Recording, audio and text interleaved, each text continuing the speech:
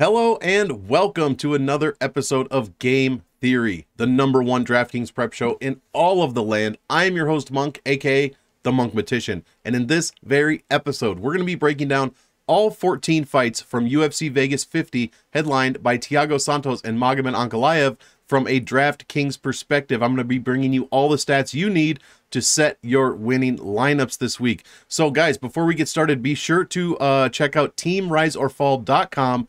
If you play DFS of any kind, be sure to check those guys out. There are tons of experts there.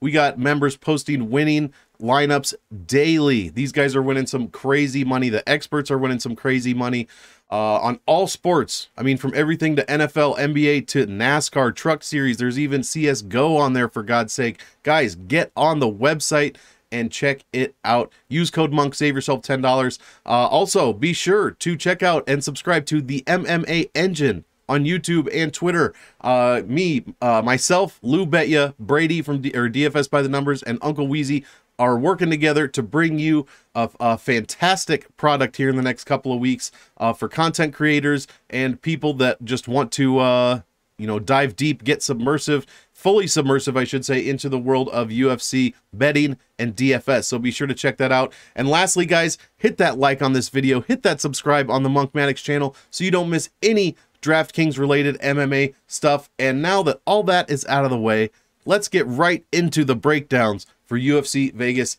50. Whoops, and of course, little production error. There we go. Ditch this keyboard. Don't need that bad boy. First fight of the night. Tafon Nchuckwi going against Azamat Murzakanov. Murzakanov is in yellow over here because he is coming off of a Dana White Contender Series fight. I am tracking that fight on DraftKings or with DraftKings scoring just so I can have some idea of what this guy does in the cage. So it says he's 1-0 in the UFC, but that is a DWCS fight. So if you see he's yellow up here, that's what that means. This one, first fight of the night, going off at light heavyweight. Nchuckwi coming in at $7,400. Let's see what you get for that. Let's see, 4 points a minute, just under 4 points a minute pace here. You can see my cursor. Yes, okay. That is second highest on the entire card. Scores 103 points when he wins. That is fifth highest. He is only 2-1, so a pretty small sample size, but that's some pretty decent numbers. In his one loss, he only gave up 76. He does have 3 decisions there, so scoring pretty well for decision wins. Only gives up 2 points a minute, second best on the entire card. He is coming in $1,500 less than his average salary. Has a decent average value, huge differential as far as pace goes. I mean, fantastic. Very high floor, 30 points. First fight of the night, someone makes that the optimal on that fight 45.65% of the time. Or no, sorry, 46% of the time. The weight class, light heavyweight, is a pretty poor weight class generally for optimal lineup, 45.6% of the time. And the $7,400 salary only wins 29% of the time. Guys, Azamat Murzakanov, $8,800. That is the worst, one of the worst, second worst, I believe. Second worst salaries. I'm trying not to be, what's the word? Oh, God, I can't think. It's early in the morning. I am sorry. I'm trying not to be, exaggerate too much, but the $8,800 salary is a terrible salary to play for DraftKings. I love Azamat here, but I just don't know. That $8,800 is scaring me off. In his Dana White Contender Series fight, he whooped this dude's ass. 4.53 points a minute, only gave up half a point per minute for a 4 point per minute differential. 103 points in that win. Let's see, 8,800 salary wins 71% of the time, but it only makes the optimal like 20% of those wins. Guys, it is an anomaly towards the top of the favorite salaries here. So it's just a bad salary. It just does not make the optimal lineup. Pretty good scores here. Tafon, almost 3 points per minute. The most striking points per minute on the entire card at 2.94. Is getting some takedown points and control time points as well, outscoring his opponents from everywhere. So good look from Nchuckwi. Low striking points per minute for Azamat, as you would expect. Actually, maybe not as you would expect. No takedowns, no control time points in that Dana White Contender Series fight. Did have that big knockdown where he got all of his points. First round finish, as you can see, the 90-point bonus there. Let's see. And as I say every week, these stats or these ranks right here are not gospel. They're just here to help me while I talk about fights. So, I mean, it's a general ranking, but definitely not a fact. Strength of schedule. Actually, I do want to say Tafon does control 65% of the grappling time that he is involved in. And he does fight, what, 28% of the time inside the distance. So, bit better grappling than I was expecting. Strength of schedule is pretty even. Gonna have to give it to Murzakanov here, though. He is leading in 2 categories, and he is undefeated in his last 5. I do my strength of schedule just like the BCS does for NCAA football. Or switch those, I don't know, however you want to say it. But I only do the last 5 professional fights, so I'm keeping it pretty fresh over here. 70 to 75 is where you want to be in these categories. And we are below that in every category pretty much. Nchuckwi with a loss to Junyoung Park, wins over Pickett and Rodriguez. The graph for Murzakanov we can ignore because it only has 1 fight, but Nchuckwi way above his opponents, as we said, in striking or scoring per minute and trending up at a very steep rate. Here are my projections. Whatever you think's going to happen, here's how I think that will score. And then the DraftKings visual statistical recap and aggregate career finish percentages. This graph for Murzakanov, only 1 fight, and it's a Dana White Contender Series fight, but the big part is Nchuckwi is missing this entire piece of his graph as he has no finish wins. So he's scoring over 100 points per win in his decisions, which is promising, but there's no finishes there. You know, and lately 103 has not quite been good enough to make the optimal lineup, but at 7,400, I bet it could be. And then percents of finishes and wins, losses, etc. And wait until the end. Stay tuned till the end of the video. I will show CM Monk's picks here, Computer Monk's picks, and what he's thinking about finishes inside the distance. Excuse me. All right, next fight. Guido Cannetti taking on Chris Moutinho. Man, Chris Moutinho is really favored here by a lot of, by a very high odd. Very high odds. Man, I cannot speak this morning. I don't know what's wrong with me. Cannetti, 7,600 going against Moutinho, 8,600. This is a great salary pair to play on DraftKings. I just don't know about it this week, though, man. I mean, Guido Cannetti's 2.71 points per minute, getting only 68.7 points in a win. He is 2-5 in the UFC, so that's only 2 wins, not even 70 points. Gives up more than he scores, 2.85 per minute, allowing 97 points when he loses, and that is over 5 losses. You are, in fact, paying up for Cannetti by $240. So that is something to think about. The lowest average value that I rank, 20. 20 is the lowest rank you'll see on the card this week. There are 28 fighters, but 8 of them have less than 3 UFC fights, so that means they are not ranked. That will show an NR, as you can see for Moutinho here. That means he does not have 3 UFC fights. So it's not like where they're at in the UFC rankings. It's just my personal rankings for the card. So, for instance, 4.64 average value is the 20th best number on the card, so the lowest number that I have in ranks. Yeah, Guido not scoring very well. Chris Moutinho had to fight Sean O'Malley. He got hit with like 600 strikes. I mean, not really, but almost. 1.94 points per minute in that fight. Gave up 7 points a minute to Sean O'Malley and almost 150 points there. So not too much as far as offensive scoring for either of these 2 fighters. 1.44 points a minute for Cannetti. I mean, 0.68 takedowns a minute, 0.43 control time points a minute. That is promising here. Moutinho, I don't know what his takedown defense is. He has none in the UFC, but Sean O'Malley's not taking anyone down. 1.92 points a minute and 0 points across the board for the rest of it. Just got pieced up in that fight. I'm sure you saw that. I mean, look at this. I've never seen this before. I've seen bonus points charts off of the screen, but never stand-up striking points. Moutinho gave up over 100 points just in striking against Sean O'Malley. Oh my God. You can't even see the number. This graph is so high. My goodness. I mean, what do you even do with this fight? Like, Moutinho's obviously being given the benefit of the doubt because he didn't get finished by O'Malley. And Cannetti is like 42 years old, for real. 42 years old. And 2-5 in the UFC. Neither guy scores any kind of offensive points so far in the UFC. So what do you even do here? I mean, I guess I'm going to have to fade both guys. The strength of schedule much better for Cannetti. 1-4 in his last 5, with his only win being Diego Ribas. Barely a win, scored 64 points. I mean, this is ridiculous.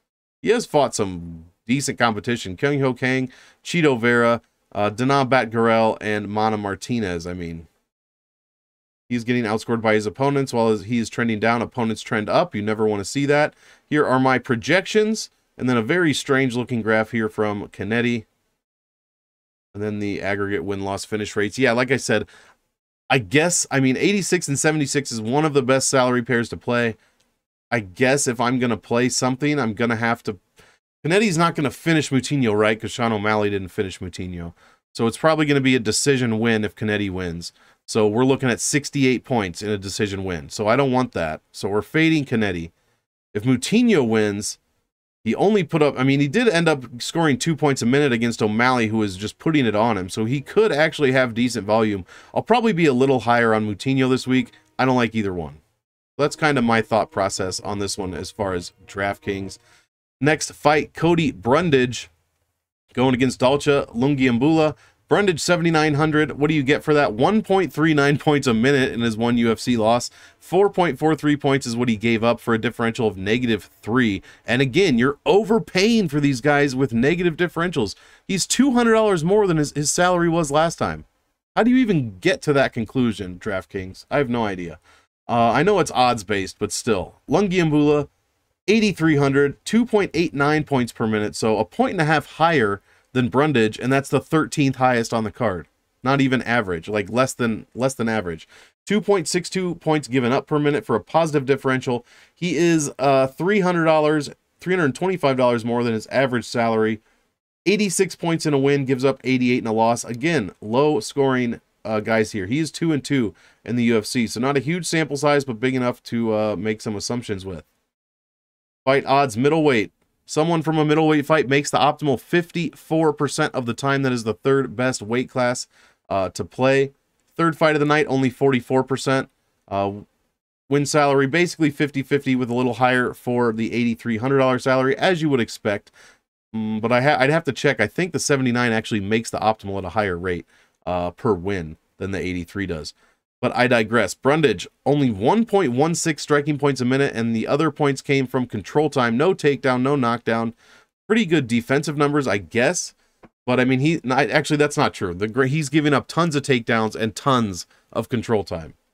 And Dolce scores the third and fifth best numbers per minute, respectively, in those categories. 0.68 takedowns points per minute, and 0.54 control time points per minute.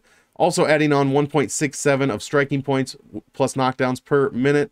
He's getting outstruck, but those takedowns are where he's really getting his points. And Brundage has shown that he can be taken down quite easily. So there we go. Not too many high bar graphs. Nothing going off the screen like it was with the Moutinho fight. And then a few stats here, relevant fight stats. If you want to take a look, Dolce controlling 60% of the time fought inside of the grappling time, and he has spent over 50% of his total fight time fighting inside the distance. So pretty good numbers there. Again, Brundage says a 73% takedown defense, but that's he's averaging in his one fight 4 takedowns landed per 15 minutes. So not a good number there. Oh, he fought Nick Maximov. That's why. He fought Nick Maximov. So Maximov probably shot on him, I don't know, 14 times. Something like that. Last 5 strength of schedule is terrible for Brundage. His strength of defeat is good from that Maximov loss, but everything else is piss poor. 50% opponent win percentage, 52 strength of schedule, 39 strength of victory, which means the guys he's beat have less than 50% win percentage. They're cans. Absolute cans. Lungiambula, much better strength of schedule. Not great, but much better. Strength of defeat, fantastic. Strength of victory, not great, but a 73 almost strength of schedule and a 73 win percentage.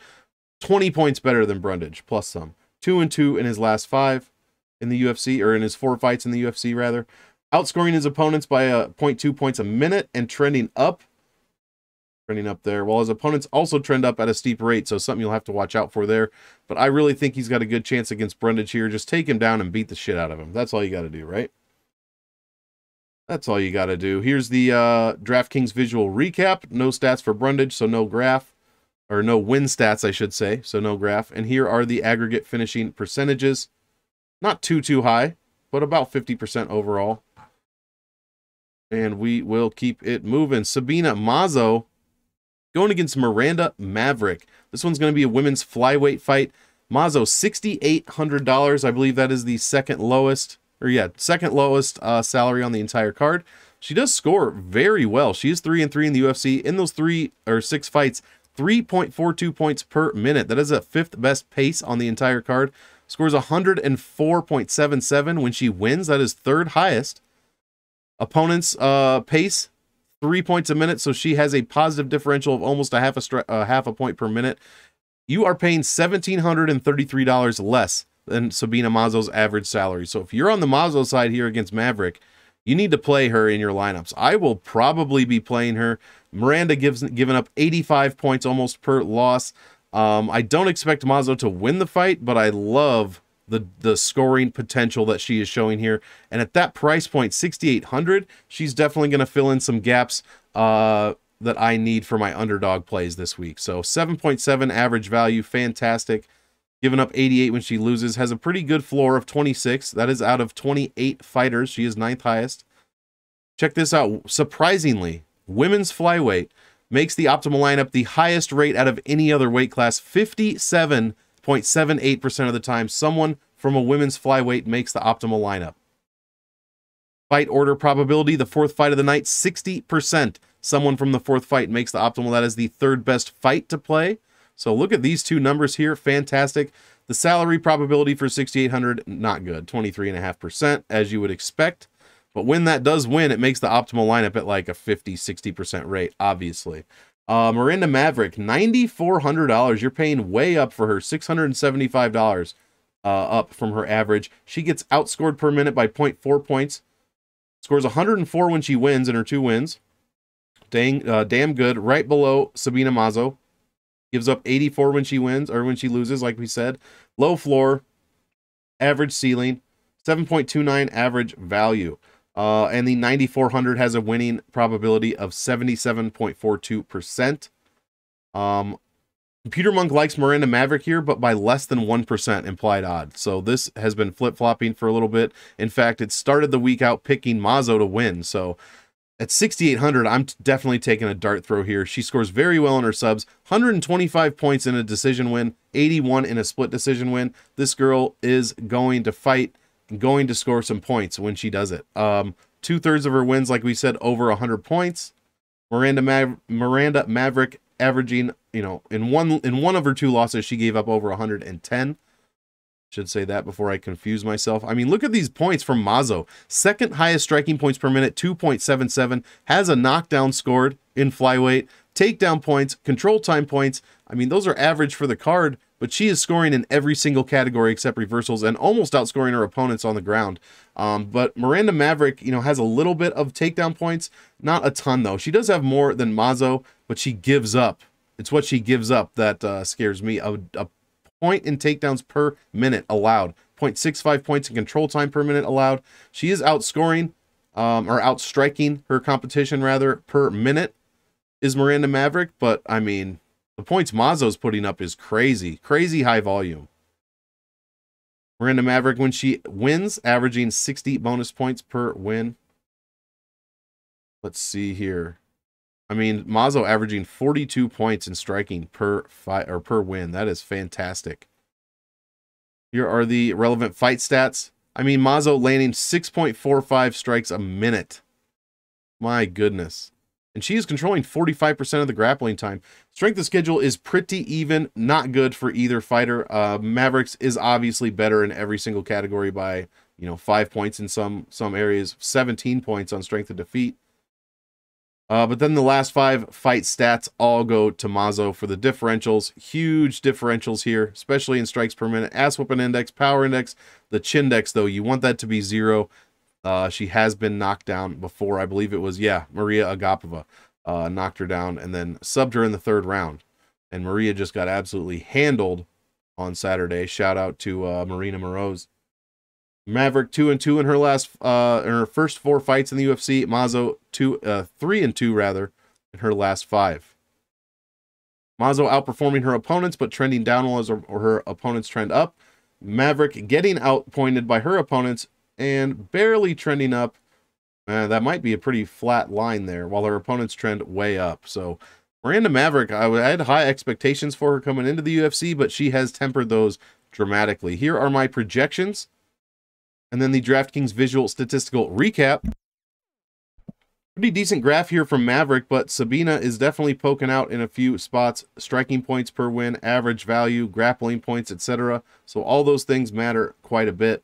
And then the aggregate wins, losses, and finishes right here. So this one, Computer Monk probably likes to go the distance. Like I said, man, I'm going to be dart throwing Mazo here. I like the numbers. The numbers are way too high to pass up. 6,800 is one hell of a deal.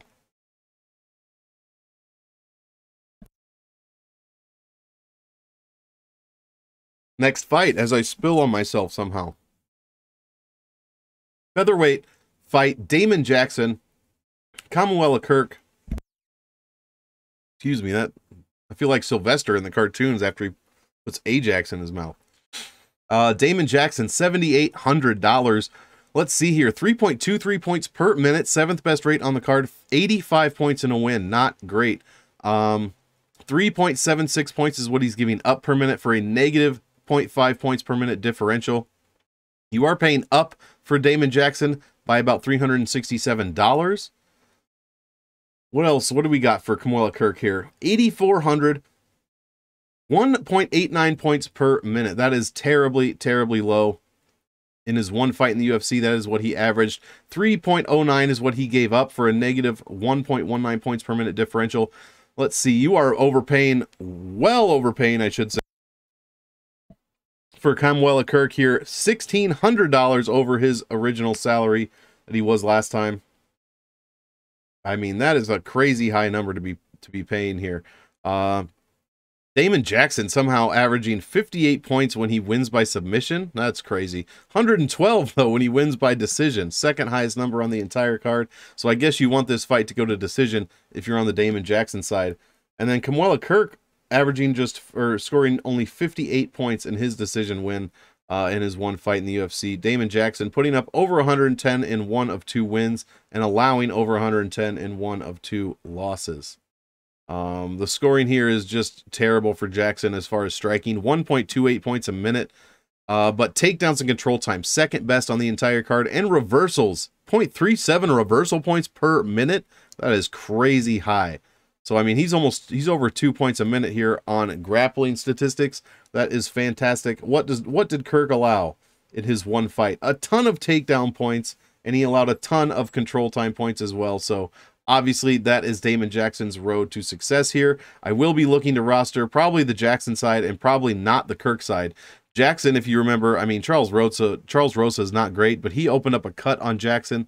And I believe the second round, maybe the third round, I don't know. But Jackson had to fight through tons of blood to get through that fight and win his decision, which he easily did. I mean, not easily, but my point is of all that is he's pretty tough and seems like he is difficult to finish, although he has been knocked out 3 times in his career. So we will have to watch out for that for Kirk. But I like Jackson here at $7,800 for that takedown upside, wrestling, ground game upside. That is huge in DraftKings, and that's where you should be looking. Kirk, a very low score, no takedown points at all as of yet. A very low volume striker. That's the exact kind of fighter you want to avoid. Where the only way they make the optimal is by a first-round knockout, pretty much. So I will be fading Kirk here most likely and playing Jackson. Speaking of Jackson, fantastic strength of schedule. Absolutely fantastic, and Kirk's not great whatsoever. Last 5 fights, Jackson obviously with the ground game, you know, he is getting outstruck, but the ground game looking pretty good there. Yeah, like we said, win over Rosa, and his only loss in his last 5 is to Ilia Topuria. I mean, come on. What are you going to do? That guy is fantastic. So first round knockout, I would expect nothing else. Win over Mirsad Bektic, 3rd round sub, fantastic. Only scored 58 points though, 12 total strikes in that fight, and he got taken down 7 times. Woof. Jesus. Not expecting that from Kamuela Kirk, though. Let's see. Jackson getting outscored, trending down while his opponents trend up. You never want to see that either. So while I said I will be playing Jackson, I'll be playing a little bit of Jackson. Let me be clear. Here are my projections. I mean, that's a pretty good loss projection. 41 points in a decision loss for both guys. I don't know how Comwells is that high with his low volume of striking, though, but I digress. Visual statistical recap. No finish wins for Kirk yet. Obviously, this graph is odd because we only have one fight. And then Jackson obviously sticking out towards the grappling, average value side of things. And then the finish rates. So yeah, I'll be fading Kirk, probably playing Jackson, but keeping it low. Next fight, Trevin Jones going against Dana White Contender Series fighter Javid Basharat. We'll start with Basharat this time. Why not? I really like this guy. If he can take down Trevin Jones, I mean, he's got huge wrestling upside, which is big for DraftKings, as we just talked about. Only one Dana White Contender Series fight, which is what we have tracked here, but he whooped this dude's ass. 4.85 points per minute, allowing only half a point per minute right back. So over a 4 differential as far as DraftKings points go.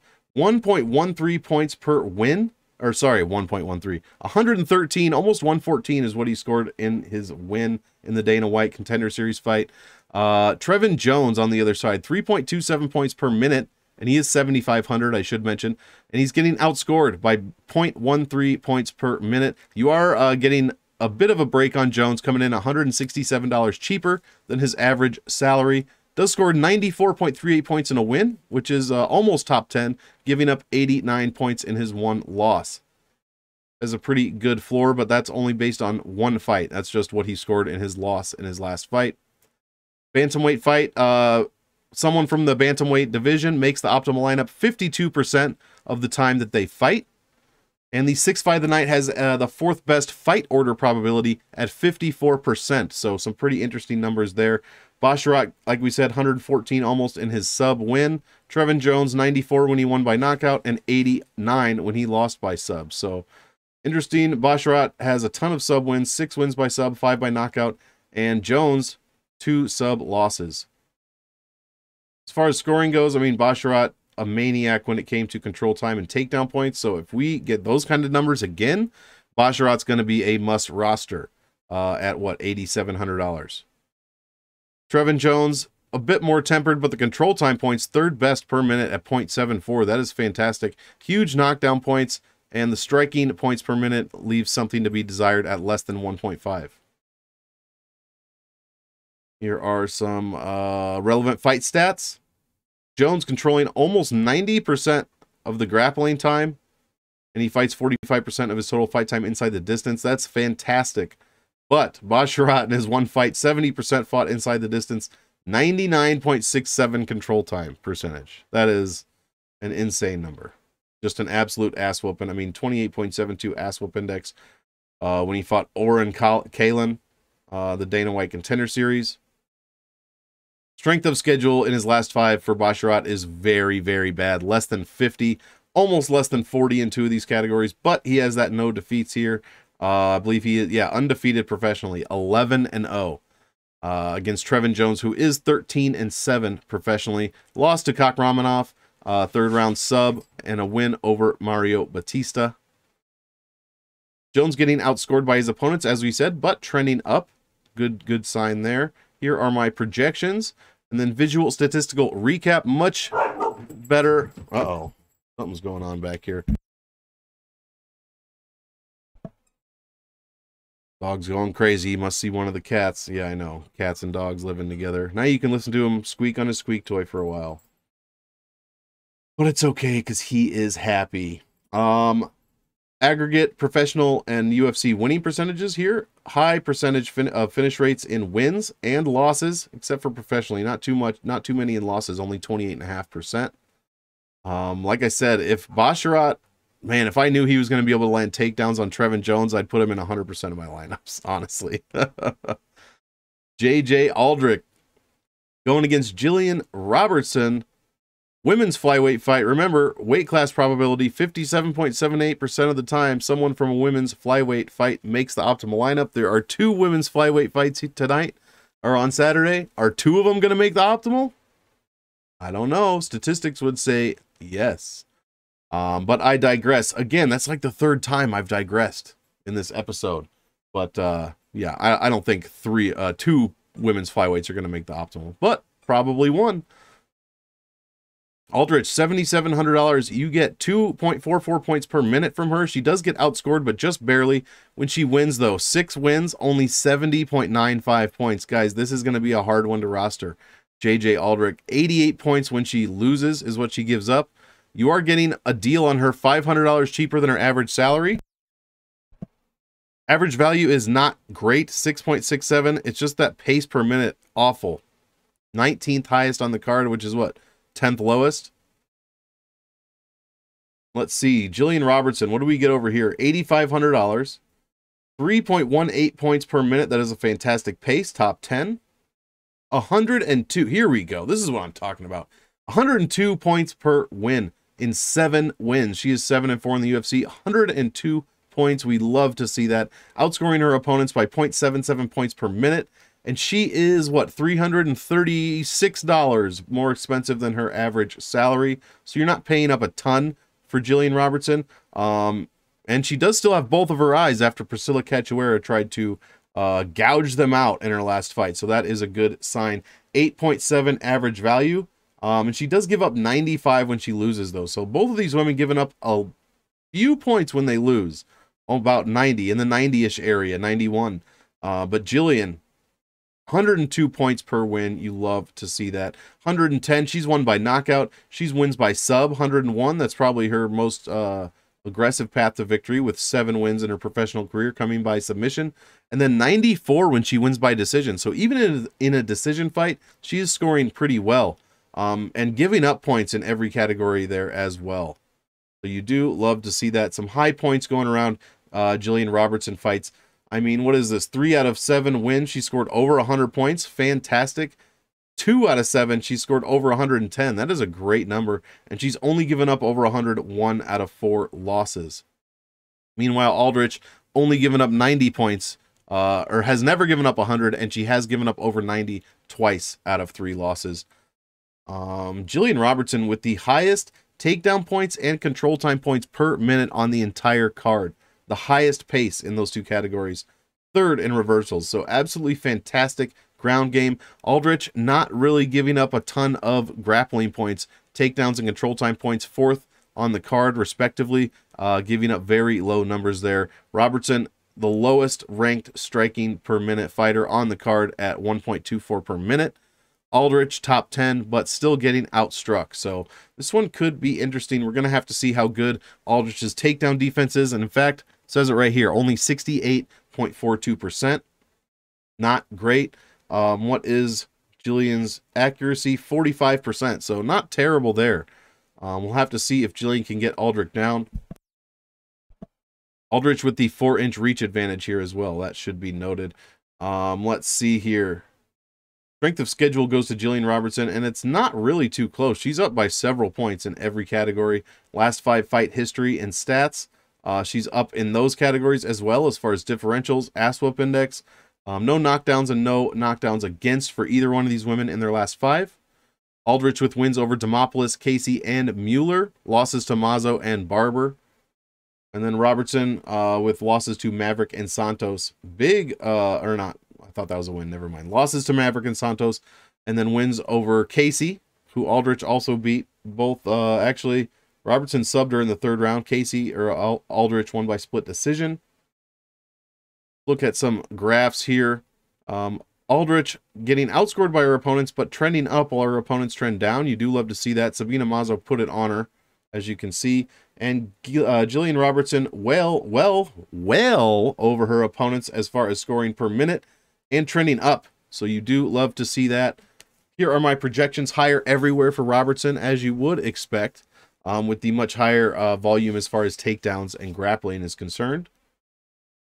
And a huge graph. I mean, look at all this real estate for Robertson. You absolutely love to see that. The only categories where she is losing to Aldrich is the striking points per win and the overall win percentage, which is only a couple of percent there. Everywhere else, it's complete domination. I mean, you love to see that. And here are my aggregate professional and UFC career finishing percentage graphs. So not a ton of finishes, less than 50% in the categories that I tend to look at. So I assume Computer Monk thinks this one will go the distance, which is unfortunate. I'd love to see a finish in this fight. The $77 and $8,500 salary pair do make the optimal lineup. I think it's actually the highest, at the highest rate, at like 67%. It's something crazy. 67% of the time, these two salaries go against each other. One of them makes the optimal. Matthew Semelsberger going against DWCS fighter AJ Fletcher. Another guy who supposedly has a ton of takedown upside, but that needs to be seen in the UFC. Semelsberger, a huge favorite in this fight, like a huge favorite. Let's see why. $9,300 you're paying for him. That is $1,100 more than his average salary. He does have the highest average value on the card at 11.64. The highest pace on the card at 4 points a minute. Okay. Allowing only 2.61 points a minute for a huge differential of 1.39. The highest number of DraftKings points per win. And he has 3 wins. 118.49. We just saw a guy with 118 points per win score a tremendous amount of points and make the optimal lineup, I think. I'll have to double check. But Jalen Turner just did that last week. Here's another one. 118.5 points in his wins. Only gave up 75 in his loss. Has the highest ceiling on the entire card and a decent floor as well. And the $9,300 salary does win 67.5% of the time. Let's see here. Semelsberger did make the optimal lineup 1 out of 3 fights since 1/1/21. AJ Fletcher, not a ton for him. These are Dana White Contender Series numbers. Again, they're not actually real, but here is what they would be if you put DraftKings scoring with them. He would have gotten 8.33 points per minute in his 2.5 minutes of fight time and given up less than 1 point for a ridiculous differential of 7.66. He would have scored 110 points in that win. Yeah, and it was a knockout finish, so there you go. These numbers are what I'm interested in. 2 points per minute in takedowns. That's probably, just 1 or 2 takedowns, but if he's able to get those easily against Semelsberger, who has apparently admitted that he does not have a very strong takedown game, this could spell trouble for Semelsberger here. I will definitely be playing both sides of this fight. I don't like $9,300 for Semelsberger. Like I said, you're paying way up for him, but he does offer some of the best offensive scoring numbers on the entire card. So you got to pay up for that chance, I guess. But I'm also going to have some of AJ Fletcher here for the tremendous takedown upside. I mean, he could easily come out here and get smashed up. There's 3 Dana White Contender Series fights this week. Or fighters, excuse me. They could all 3 win their fights. Azamat could win against Tafon. Fletcher could win here against Semelsberger. And then I forget the last one, who I'm sure we will... Javid. Going against Trevin Jones, I believe. I mean, so I don't want to pick all 3 of them to win, but I guess Fletcher is my least confident, I'd have to say. But I mean, that takedown upside is tremendous. You cannot overlook that. But Semelsberger only giving up less than 5 points in his 1 loss in grappling points. So we'll have to see how that goes. Because here's the other thing. Strength of schedule. So you have those huge takedown numbers from Fletcher. His strength of schedule is absolute dog shit. Less than 50 in these 3 categories. But he is undefeated professionally at 9-0, so no defeats. But yeah, his last 5 opponents, 36-44 is their record in their last 5 fights. So it's pretty pathetic. Semelsberger, strength of schedule, not great, but tremendously better. I mean, almost double, not almost double, but 1.5 times at least what Fletcher's was. Where I get all hyperbolic here. Hey, that's the word I couldn't think of at the beginning of the episode. So there you go. It all comes back around. Semelsberger 3-1 in the UFC with his 1 loss coming against Chaos Williams. Decision loss. Not great numbers here. I mean, I guess when you compare him to Fletcher in his 1 Dana White Contender Series fight, I mean, you can't really compare. But he did whoop that dude's ass. But like I said, the fight lasted 2.5 minutes. So graph here from Semelsberger, way above his opponents as far as pace and trending up. I mean, higher than anyone I've seen in a long time. That is a fantastic graph. Here are my projections. Very high for Fletcher just because of that pace he put on the first guy, Leonardo, or whatever that guy's name was. Don't remember, Leonardo Diamani or something. Damiani. Here is a visual statistical recap. Fletcher only one fight, but this is a great graph from Semelsberger. Lots of real estate. Looks fantastic. Finish rates professionally and in the UFC. Pretty high finish rates, wins and losses there from both of these guys. So I'm going to be on both sides of this, I guess. You have to play Fletcher for the takedown upside. You just have to. If he lands 3-4 takedowns and gets some ground and pound, I mean, even 1 or 2 takedowns, gets tons of control time, ground and pound, that is going to be a huge score for a guy that only costs $6,900. Where on the other side, Semelsberger, you're getting the highest pace on the card, the highest win average on the entire card, but you're paying for it at $9,300. So you're probably going to have to roster both. I'm going to be lower on Semelsberger. I mean, I guess who is, I don't even know. We'll have to check at the end. Who else is around the $9,300 range?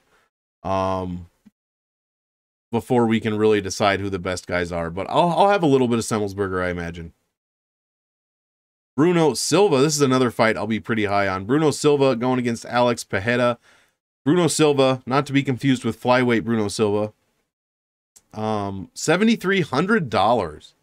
You're getting a huge deal. You're getting $1,500 off what Bruno Silva would usually cost in his 3 fights before this. $10.95 value. That is the second highest value. You get the 4th highest pace on the entire card at 3.47. He is getting outscored, though. Almost 5 points a minute is what he's giving up. That is terrible. The lowest ranked number on the entire card. Averages only 96.76 points per win, so that is a top 10 number, but it's not triple digits where you really want to see it. Yeah, that's about that for Bruno Silva. I'm a fan of Bruno Silva. 19 out of 22 wins coming by way of KO TKO. Only 3 decisions in his entire career out of 28 fights. 5 sub losses. No sub wins, 5 sub losses. You really don't want to see that at all. But hey, and he is going against a guy in Alex Pereira. You know, the kickboxer that trained with Israel, or that beat Israel Adesanya. And then got a win over Andreas Michailidis, who's probably not in the UFC anymore. 2nd round knockout. So he is a kickboxer extraordinaire. 4 professional wins, all by KO TKO, and 1 submission loss. So my point for all that is we're not going to see a submission, a grappling fight here. This is going to be a stand and bang fight for as long as it lasts. You have to play both sides of this because someone is probably, I mean, Bruno Silva's never been KO'd. That's the thing. Never been KO'd. Gosh, man, I don't know. I would think that someone gets finished in this fight, but neither one of them has ever been finished in a loss. So, yikes. $7,300 for Bruno Silva. I think that's a tremendous value there. I just like it a lot. I will have Bruno Silva, and I'm also going to be paying for Alex Pereira, who is $200 cheaper than he was in his first fight. So 3.27 points a minute is what he scored there. Gave up 3.77. Got off to a bit of a slow start. I was going to say rocky, but that's not the case. Slow start. But then in that 2nd round, I mean, it opened up and he was like, F this. I'm done messing around, shaking all the butterflies out, whatever you want to call it. And then he knocked dude completely out. 87 points is what he scored in that fight. So not a very high number as far as scoring. Silva, in 2 of his 3 wins, has put up over 100, but never topped that 110 mark. 2.74 points is what he puts up per minute in striking. That is the 3rd highest number on the entire card. Has knockdown points here, no takedown game, has a bit of control time. He is very susceptible to takedowns and being controlled, but like we said, so is Pereira. That fight is not going to happen. There is going to be 0 grappling time. I mean, maybe there will be a clinch for a couple clinches here and there, but they'll immediately break out, get some dirty boxing, or Pereira will try to get some tie clinches going on. But yeah, that's about the only grappling you're going to see here. This one will go until somebody's on the canvas. Honestly, I think this one's going to end in knockout, but like I said, neither guy's ever been finished, so sometimes those fights just stalemate against each other and you end up getting a decision. So it kind of depends. We'll have to see. We'll have to do our fight tape throughout the week. It's still very early in the week, but I mean, you're going to have to play both sides of this for the knockout potential. I mean, I would think. I mean, yeah, controlled only 15% of the grappling time. Pereira controlled only 1% of the grappling time, so not very much grappling going on. Strength of schedule, much, much better for Bruno Silva. I mean, this might be the best strength of schedule on the entire card. Almost in 75 or over 75, almost 80% win percentage, no defeats. Pereira down in the 60s, not what you want to see. Silva winning fights over Wright, Sanchez, and Turman. So, you know, that's a good strength of schedule, but the name game, not great. I mean, Jordan Wright's like 12-2. Sanchez is bad. Turman is like 18-5 or something like that. And then Pereira with his UFC win over Michailidis. Bruno Silva getting outpaced by his opponents, but trending up at a higher rate. So that is good. Maybe he can catch up a little bit. Here are my projections. And then the DraftKings visual statistical recap. Huge real estate here for Silva. This might be one of the biggest graphs I've ever seen. Pereira, I don't really take much stock into the guys with one fight. Their graph is usually exaggerated. But, I mean, he's getting beat in every single category. It's kind of crazy. Silva just with a crazy high graph. That's nuts. And then the aggregate win-loss finish rates. Pretty high, as you would expect from both of these guys. No losses in the UFC, obviously. So no finishes there. But when they do lose, finishes. I mean, what's that? 6 out of 7 losses have been by finish. Next fight. So yeah, to recap, I do like this fight. I'm really excited to watch this fight. I'm a big not big Bruno Silva guy, but I do like watching him fight. So we'll have to see, man. I don't know. I'm going to have to roster both guys for the knockout potential. But there is always that possibility when two knockout guys go head-to-head that it's just a stalemate. All right, I think we are on the main card. Drew Dober going against Terrence McKinney. Short notice step up for McKinney here. Drew Dober, $9,000. What do you get for that? You're paying up $527 for him. You get 3 points a minute, and he is getting outscored by 0.22 points per minute. Scoring less than 100 points per win at 98.5. Giving up only 94.29, so that is pretty good. Pretty low ceiling, pretty low floor, and he is very expensive at $9,000. But who is he fighting? Terrence McKinney, $7,200. He is coming in cheaper than his average salary by $150. Excuse me. He has 2 fights in the UFC and has made the optimal lineup in both of those fights, whereas Drew Dober has made the optimal 0 out of 2 fights since the beginning of 2021. And what do you get with McKinney in his 2 fights? I mean, this guy, it's throwing off all my projections because he's getting too many quick finishes. 8.13 points per minute. I mean, this is only 2.3 minutes total in the UFC, and he's got 2 fights. So 8.13 points a minute, giving up only, or allowing only 0.23 points per minute, so he's not getting touched at all. These are Hamzat numbers, pretty much. 7.9 differential. 15.22 average value, that's got to be the highest on the card. 111.85 points per win, that is over 2 wins. I mean, absolutely ridiculous. This is the best fight of the night to play, statistically, whereas one of the fighters from the 10th fight of the night makes the optimal lineup at a 65.22% rate.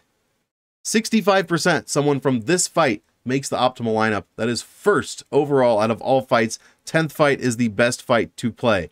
For probability's sake. McKinney 126 when he got a knockout, 96 when he got a sub. I mean, Drew Dober scoring triple digits when he gets that knockout, but only 93 in a sub and 88 in a decision. That is pretty good.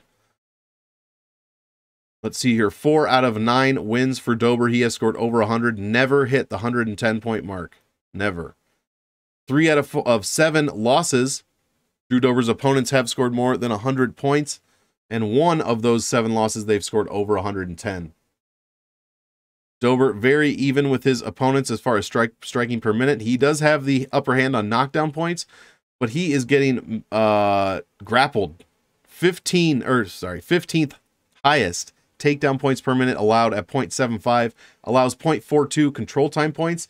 And McKinney shows a 0 here for takedowns, but the control time is 1.6 per minute. He has a ton of wrestling upside as well. He just hasn't needed it yet. I assume he's going to definitely need to use it against Drew Dober. You do not want to take a lot of shots from Drew Dober, who is known to put guys on their asses. But Terrence McKinney also known to put guys on their asses. I mean, just huge scoring across the board from McKinney here. I honestly don't know what to do in this fight. I'm going to have to play both. I'll probably have more McKinney just because of the salary. Also, the $9,000 and $7,200 salary pair is like the 2nd or 3rd best salary pair to play. as far as salary voodoo goes. So I will have both sides of this fight. I really like McKinney here. I'm not saying I like him to win, because I actually like Drew Dober to win, but I like McKinney as far as a cheap value underdog this week. 7,200 is a very cheap price for a guy that's putting up 8.13 points a minute. Do I think he finishes Dober super quick? Probably not, but I have to play that chance at this point. So that's what I will be looking at. McKinney, not a terrible strength of schedule, almost 70, 67 there, and then the no defeats. But Dober's much, much better, except that strength of victory. Pretty low, actually. Coming off of 2 straight losses to Islam and Brad Riddell, so no joke there. McKinney with wins over Faraziem, that just happened at the end of February, and then the quick win over Matt Frivola. The pace, Drew Dober getting outpointed and trending down at a rate that you don't want to see. Very, very high, while his opponents trend up. Here are my projections, much higher, obviously, for McKinney. And then McKinney's graph in the finish wins and DraftKings points per win categories, much, much better. But Drew Dober sticking out in the grappling points and the striking points per win. So he does have his upside as well. And then the aggregate finish percentages. Computer Monk thinks this is going to finish inside the distance. I probably agree. Like I said, I love Terrence McKinney at 72. And Drew Dober, not bad at 9,000. I mean, you're paying up for him, but I really think he has a chance to stop, maybe not stop McKinney, but stop the win streak that McKinney's, trying to get going here. And try to start one of his own, because he is coming off of 2 straight losses. So we'll have to see how this one plays out at lightweight, but I do like this fight a lot for DraftKings. Next fight, Khalil Rountree Jr. going up against Carl Roberson. 8,000 for Rountree Jr. What do you get for that? Well, you're paying, you're actually saving, you're paying $430 less than his average salary. You get 2.58 points per minute, 16th best on the card, so below average. Rountree in his 5 wins, though, 107.23 points per win. That is the second best number on the card. Huge amount of points in his wins. Giving up a huge amount of points in his losses, too. 103 per loss. Getting outscored by over half a point per minute. I mean, not great numbers here from Rountree. Roberson, 4-4 in the UFC, 2.57 points a minute, so just back 1 spot from Rountree. Gives up 2.52 for an almost perfectly even differential here. He is $75 cheaper than his average salary, so you're saving a little bit there. Scores only 82 points per win, guys, and that's over 4 wins. Meanwhile, over his 4 losses, he's giving up 112.6 points. That is a ton of points to be giving up per loss. I love the Rountree side here. I'll probably be fading Roberson just because, God, I don't know. 4 wins by sub. Rountree's only been finished once by sub. It's the 82 points in a win that really does it for me. I don't like that number at all. I'd rather take the 107 points per win for Rountree and pair that with the 112 points given up per loss from Roberson. So that's kind of what I'm looking at early on, at least. 107 when Rountree wins by knockout. 104 when he wins by decision. Huge numbers there. Wait, how many losses? Carl Roberson's been subbed 4 times in the UFC? Sub. Holy shit. Okay, well, Rountree has no professional subs, so maybe Roberson has a chance here. Wow. How do you get subbed 4 times in the UFC? My goodness. Let's see. 4 out of 5 fights. Rountree's put up over 100 points, or 4 out of 5 wins, I should say, over 100. And in one of those wins, he's put up over 110. He has given up in 5 losses, over 100 in 4 of those losses. Roberson's given up over 100 in all 4 of his losses and over 110 in 3 of those losses. So when Roberson's losing, he's just giving up points left and right. Rountree has no grappling game, no wrestling game whatsoever, or none that he's shown in 11 UFC fights anyways. 0 takedowns. 0 points from takedowns. Roberson has a little bit. Top 10 numbers in control time and takedown points per minute. He's outstriking his opponent. I mean, got some knockdown points there. Looking pretty good. I mean, not looking pretty good, but when you compare it to Khalil Rountree Jr., who's just giving up points pretty much everywhere. And the average bonus points when Rountree wins, almost 80. And when Roberson loses, and he's been finished 4 times by sub in the first round. Are you kidding me? 4 first-round sub losses for Roberson. Holy shit. That's got to be a record. Let's see. Last 5 fight statistics, if you want to take a look at that. I mean, Rountree controlling 7.4% of all grappling time. Ridiculous.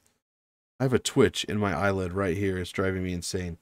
Rountree with a much worse strength of schedule than Carl Roberson. I mean, Roberson's lost to guys like Allen, Vittori, Glover, Teixeira. Rountree's lost to Pragnio, Kutalaba, Johnny Walker. I mean, Roberson with a fantastic strength of schedule here. He's just getting fed to fucking killers. So we'll have to see. Maybe that's made him a better fighter. You know, I thought this line was off just looking at it from, I was like, first of all, I said, Carl Roberson, he's still in the UFC? And the answer was yes. And then I was like, well, Khalil Rountree's going to smash this guy, right? Of course. But now looking at the stats, man, I don't know. I like the Rountree side. I still do. But Carl Roberson's been put up against some freaking killers, man. And he's still outscoring his opponents just barely, trending way down. But outscoring his opponents, meanwhile, Rountree getting outscored and trending up, actually, just barely, while his opponents trend down. So you do like to see that. Here are the projections, and then the DraftKings visual statistical recap. Much better. You want these sides pushed out as far as possible. Rountree definitely has the advantages there with the finish win percent, DraftKings points per win, and bonus points per win. The last 5, strength of victory for Roberson, and then the grappling and striking point, or grappling points as well. In the aggregate career finish wins and losses percentage, lots of finish wins and losses for these guys, especially losses. So I like this. I guess I like this fight. I'm going to have probably more Rountree than Roberson here just because of, I mean, you're only saving $200, but it's a pretty good salary pair as well. And actually the $8,000 salary wins at a higher percentage than the $8,200 salary, 51% to 45%. So you get some little extra value on the $8,000 salary there. Alex Caceres going against Sodiq Yusuff, Super Sodiq Yusuff, featherweight fight. Alex Caceres, $7,100. What do you get for that? Well, he is $1,000 cheaper than his average salary, so bonus. Only 2.57 points per minute. Allows 2.8 points per minute, so a negative differential of 0.23. And then Caceres scoring 83.73 points in a win. That's just not going to do it for me. 95 points given up when he loses. A very low ceiling and a very low floor. So not a great look for Caceres here. Super Sodiq Yusuff. Let's hope his numbers are a bit better because you are paying up $240 for him. 3.17 points per minute, top 10. Scoring or allowing only 2.25 for almost an entire point per minute differential. Very good. 93.31, so 10 points higher than Caceres. Allowing only 68.67 points when he loses. Wow. A pretty good ceiling and a top 5 floor, but that's only his score from his 1 loss. Scoring both guys well over 100 in knockout wins. Sodiq, 109. 77 in his decision wins. Let's see, only 14.29% of the 14 wins Alex Caceres has, he has scored over 100 points. That is very low. I think that's probably 2. Yeah, 1 time over 14 fights, he's scored over 110. So not great. Compare that to Yusuff. 2 out of his 4 wins, he's put up over 100, and 1 of them he's put up over 110. Never allowed 90. Meanwhile, Caceres allows over 100 points in 4 of his 10 losses, and over 110 in 3 of his 10 losses. Yusuff is a super striker. Tons of control time minutes, or points per minute, striking points, and knockdown points.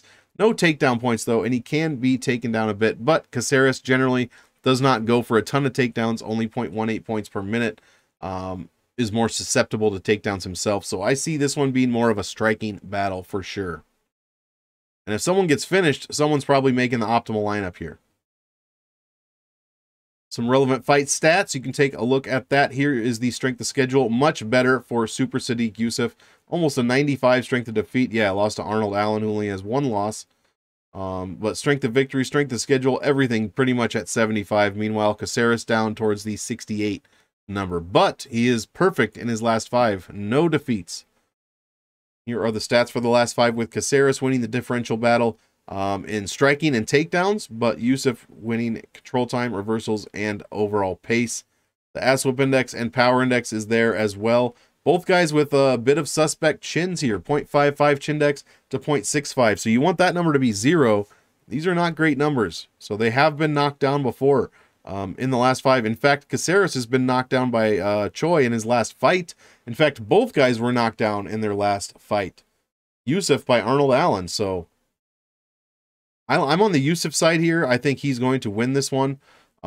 He might finish Caceres, but Caceres has only been finished once by KO TKO. I mean, Yusuff's not going to get a submission. He has no submissions in 13 fights. Caceres could go for a sub, I guess. And he has been subbed 7 times, but I don't know. Sadiq's going to have to put Caceres' lights out, I think, if he wants to win by KO. So it could be interesting. Here are my projections.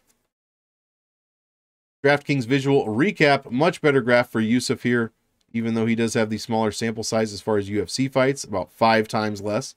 Yeah, Caceres has 25 UFC fights. So a pretty decent graph for 25 UFC fights, and he is poking out there the distance points per win. Here is the career finishing percentages. So over 50% in wins and losses in their career, under 40% in UFC wins as far as finishes go. So I don't know. I guess I like both sides for the striking aspect. I mean, 9,100's only going to pay off if Yusuff knocks out Caceres, and that has proven to be quite a difficult thing to do. Co-main event of the evening. Marlon Moraes going against Song Yadong. Marlon Moraes, $7,000 here, well under his average salary. In fact, $1,300. Sorry, I have a nose hair issue apparently. Wait till you get old like me, guys. You're gonna have nose hairs and shit, all ear hairs, like messing with your shit. Yeah, don't go ew. I know you're going ew. You don't need to go ew. All right, it's gonna happen to you too. Listen, it's okay. Just accept it. Marlon Moraes, 7K. 1360 under his average, like we said. You get 2.4 points per minute. Gets outscored by almost an entire point per minute. Ouch. Only scores 92.48 points per win. That is 14th best on the entire card. So the average middle point. 103 points is what he's given up when he loses in 5 fights. Guys, he is 5-5 in the UFC. I can't even believe that. Has a very high ceiling, but a pretty low floor. So he's kind of a bang or bust fighter. Like we said, bantamweight, I think we said bantamweight weight class, 52% probability to make the optimal. 13th fight of the night actually is the second best fight that you can play under the 10th fight. 65% of the time, someone from the 13th fight of the night makes the optimal lineup. So, hey, this is a damn good opportunity for, in my opinion, Song Yadong to pay off that $9,200 price tag. You are paying $633 more than his average salary, but you get 3.09 points per minute. That is a top 10 number. And he has a positive half a point per minute differential. Only 93.16 points per win, though. That's just one better than Marlon Moraes. 73 points when he loses, so he's not giving up a ton of points there. Whereas Moraes is giving up 103.5 points per loss. Let's see. The $9,200 salary wins almost 72% of the time. Fantastic number there. And Computer Monk really likes Song Yadong in this fight over Marlon Moraes. Yadong scoring triple digits in both finishing paths, and then 76.83 points in his decision, 78 in the split decision, so pretty good there. Moraes scoring second highest number when he wins by knockout, 120, almost 121, and 106.65 when he wins by sub. I mean, both these guys scoring pretty damn well when they win. I mean, Moraes scoring over 100 points in 3 of his 5 wins, and over 110 in 2 of those 5, giving up over 90 in 4 of 5 wins, and over 110 in 2 of 5 wins, or losses rather. So a ton of points flying around Moraes fights. And then Song Yadong not giving up any points, has never allowed 90 points, and scoring, let's see, over 100 in 3 of 7 wins, and over 110 in 1 of 7 wins there. So pretty good score there. Not a ton of points for Song Yadong in takedowns or control time. Same with Marlon Moraes. They both get outscored from each category there. But the striking is what I'm looking at for Song Yadong. Striking and knockdown points, huge for Song Yadong. Meanwhile, Moraes, tons of knockdown points, but his chin is super suspect, and he is getting outstruck by almost 1 point per minute. Absolutely crazy. You don't want to have those numbers going up against Song Yadong. Yadong will put it on you at a pace that you probably won't be able to handle for 15 minutes. Bonus points for Moraes when he wins, 71. For Song Yadong, 58.57. So both guys are getting finishes when they win. And then relevant fight stats, pretty much Song Yadong everywhere for the most part. Except for takedowns landed per 15. Marlon Moraes has him pretty much doubled up. But I don't expect a ton of takedowns here. But if he wanted to, he probably could. Song Yadong only 60% takedown defense, but Moraes only 46%. Look at this. 1-4 in his last 5 is Marlon. Can you believe that? His one win is over Jose Aldo. But he's lost to Henry Cejudo, Corey Sandhagen, Rob Font, and Merab Dvalishvili. All by knockout. All 4 losses by knockout. My goodness, dude. His chin might... This might be a Cody Garbrandt situation. I like Marlon Moraes much more than Garbrandt. I'm not, don't confuse that. But, I mean, 4 KO losses in 4 freaking fights? Are you kidding me? And then Song Yadong with wins over Arce, Kenny, and Chito Vera. Lost to Kyler Phillips, and he ate a head kick in that fight that I think my teeth are still rattling. Moraes just getting outpointed everywhere while his opponents trend up. I mean, this is not a good graph for Marlon Moraes. Meanwhile, Song Yadong well above his opponents, trending up while his opponents trend down. A picture-perfect graph of what you want to see. Here are my projections, and then the visual statistical recap. Song Yadong, much better graph, I think, than Moraes, but Moraes does have those bonus points there. Pretty much same DraftKings points per win, but Moraes or Song sticking out in the categories that really count. And then the career finishing percentages, pretty high finish rates in both wins and losses, actually. Computer Monk, I'm sure, is picking this to finish inside the distance. I mean, if you're playing trends here, you got to think Song Yadong, who has 7 wins by knockout, going against Marlon Moraes, who has 6 losses by knockout, and 4 in his last 5 fights, he's been knocked out. You got to think that Song Yadong is going to knock out Marlon Moraes here. I will be heavily on the Song Yadong side. I'm probably not going to be much on the Moraes side. I think if Marlon wins, it's going to be a decision win, in which case he is going to... Actually, he does have no decision wins. He has a split decision win, 57 points. So I think it'll be a pretty low-scoring affair if Moraes wins. And I will be playing a good chunk of Song Yadong this week at $9,200. I really like that play. All right, guys, we did it. Main event of the evening, Thiago Maheta Santos going against Magomed Ankalaev. This one is a light heavyweight fight. Very excited for this one. Santos, $6,600. No respect given to Santos. The lowest salary on the entire card. Let's see what we get. We are getting Santos $2,050 cheaper than his average salary. Can you believe it? $2,000. So if you're on the Santos side here, which I'd love to hear your thought process behind that, you're getting him for a huge, huge deal. 2.91 points per minute, outscoring his opponents by 0.83 points a minute. 101.67 points per win. That is fantastic from Thiago Santos, giving up 90 in his losses, and he is 14-8 in the UFC. Hi, dude. Let's see here. I'm getting distracted by a dog. 8.05 average value. Pretty high ceiling. 3rd highest on the entire card. Very low floor. 2nd lowest floor. 1.4 points. Probability to make the optimal. I mean, 6,600 is not good. 25% win percentage. 33% fight, or the 14th fight. You know, there aren't very many instances where there have been 14 fights, but it does not have a good probability. And then we already talked about the light heavyweight weight class. Ankalaev, 9,600. Here's the problem with 9,600. It wins at like a 75% rate, but it literally makes the optimal lineup. I think it's only made it once, and that was Marvin Vettori, and he scored 156 points on Kevin Holland, I believe. Every other situation, I think there's been 8 or 9 times the $9,600 salary has been used since 1/1/21.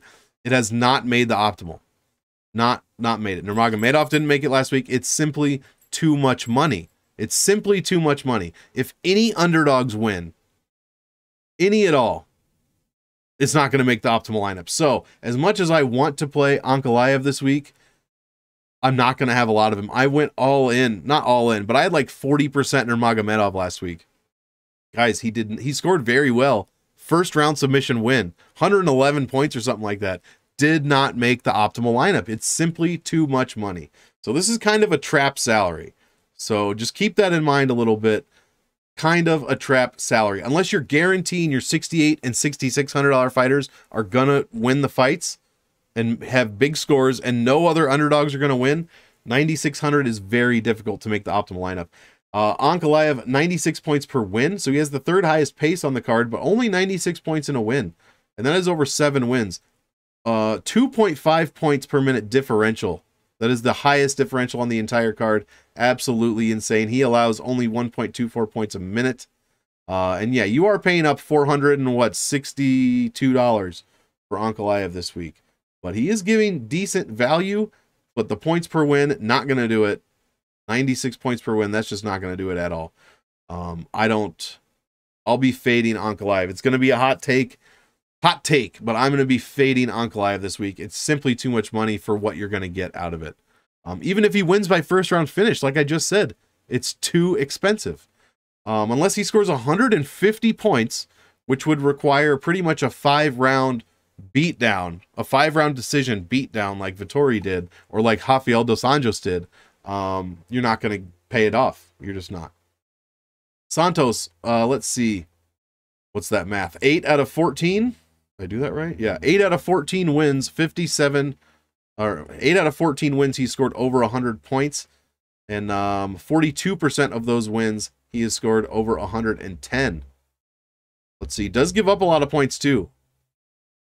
4 out of 8 times 4 out of 8 losses he's given up over 100, and 3 of those 8 losses he's given up over 110. So Ankalaev could easily score over 110 points here and still not make the optimal lineup. That's in fact what I think is going to happen. I think that's what's going to happen, rather.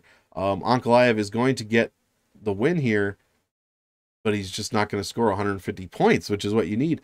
Does score well. Takedowns per minute, 7th best at 0.38. Control time points per minute, over a half a point.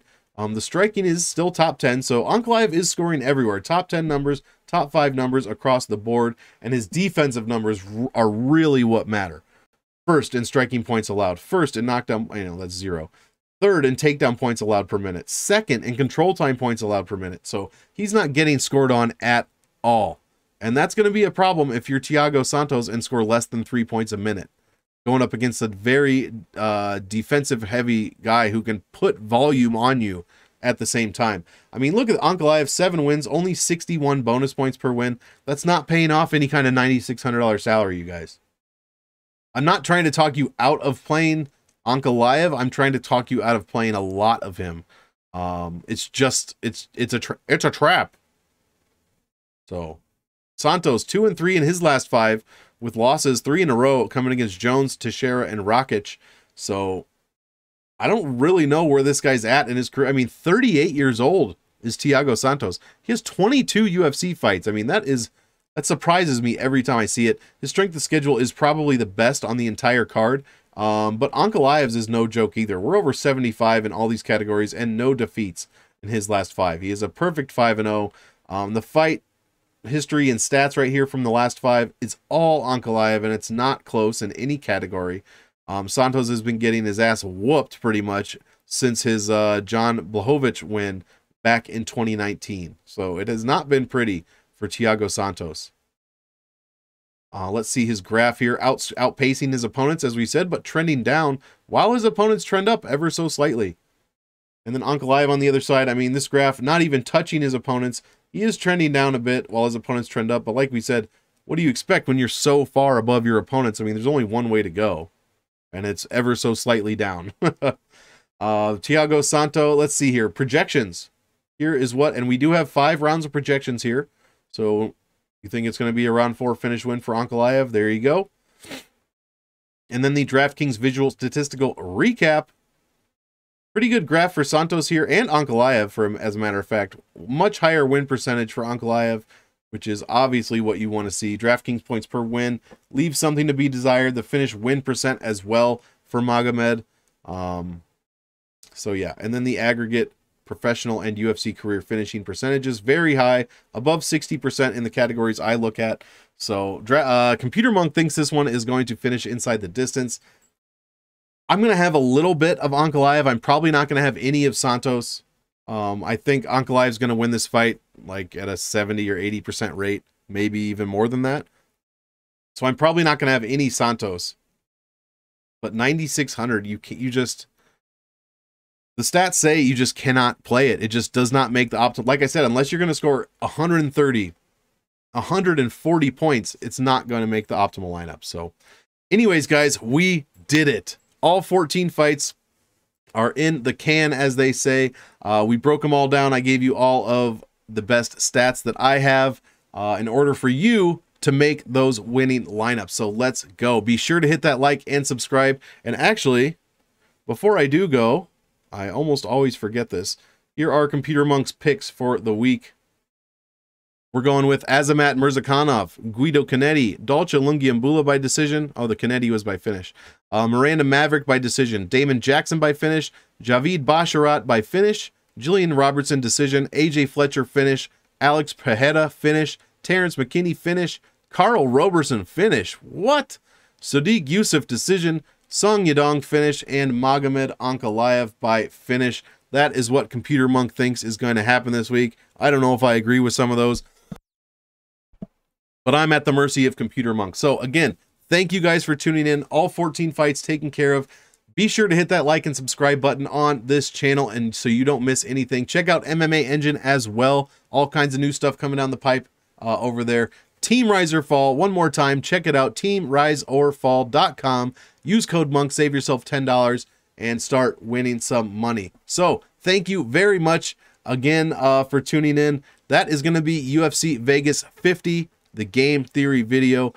We will see you later in the week, actually Wednesday on Pub Sports Radio. I'll be on the DraftKings show, as always, with at MMA Wheezy, at DFS by the numbers, and at SWR Betting. Be sure to check that out. We're giving you our best plays, best dogs, best dart throws, and even some lineups as well. And in fact, we just all four broke the lineup record for this year in last week's card. So be sure to tune in and see who won the battle there.